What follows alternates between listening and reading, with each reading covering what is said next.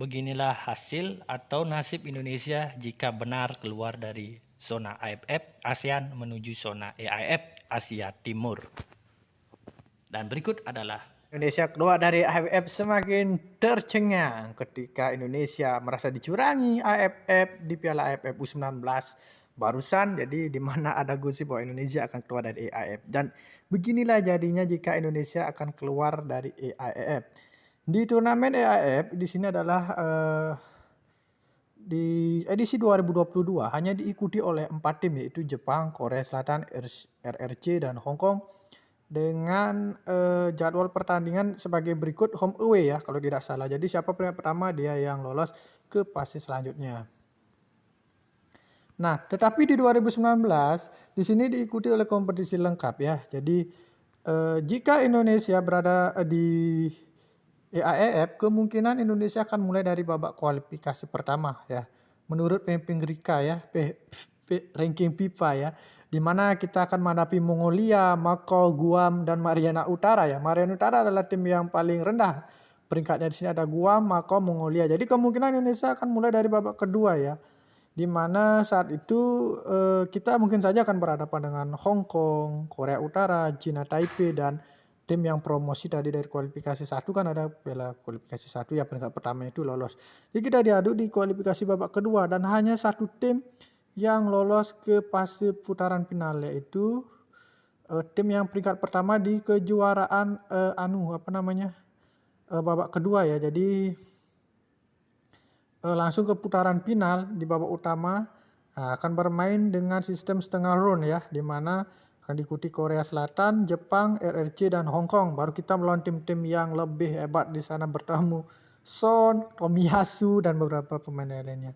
Tapi di edisi 2022-nya diikuti oleh 4 tim, yaitu hanya Jepang, Korea Selatan, RRC, dan Hong Kong. Lalu bagaimana jika nasib Indonesia masuk AFF? Ya jadi beginilah nasibnya. Akan mulai dari babak kualifikasi, beda ketika kita bermain di AFF langsung ke putaran final. Jadi untuk tim-tim Indonesia yang berada di klub, kalau bermain di Liga Champions akan tetap bermain di Liga Champions zona timur ya. Tetapi kalau bermain di AFC Cup, beda ceritanya. Kalau bermain di AFC Cup, tim Indonesia, contohnya saja yang lolos ke Piala AFC Cup, misalnya Bali United, akan tergabung di grup timur, yaitu bersama tim Hong Kong, China Taipei, Macau, dan lain-lainnya, yaitu seperti contoh berikut ini di grup J Timur, di mana diikuti oleh negara AIF, yaitu ada Eastern AA, Lehman Warrior, Taiwan Steel, Chow Pak C. Jadi lebih seru berada di zona AFF. Jadi di sana kita dapat bersaing dengan mudah bersama tim-tim yang sekelas kita, yaitu di AFF. Jadi intinya lebih baik kita bergabung di AFF karena salah satunya adalah saat Piala Asia kita akan mendapatkan di zona ASEAN yang lawannya begitu sepadan ya, jadi tidak terlalu mudah dan bisa membuat perkembangan baik sepak bola Liga Indonesia.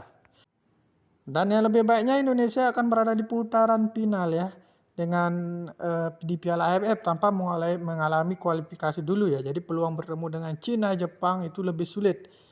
Ya, jadi Indonesia jika bermain di AFF akan langsung di putaran final tanpa kualifikasi. Kualifikasi Piala AFF hanya ada di babak FIFA ranking terendah, yaitu antara Timor Leste dan Brunei Darussalam. Jadi ini lebih bagus untuk kemampuan dari timnas kita. Dan di AFF ada SEA Games, kemudian ada beberapa AFF U22, AFF U19. Jadi di negara AFF tidak ada kompetisi itu ya, dan hanya fokus ke Piala AFC kelompok umur. Jadi kompetisinya variasi kompetisinya itu sangat minim.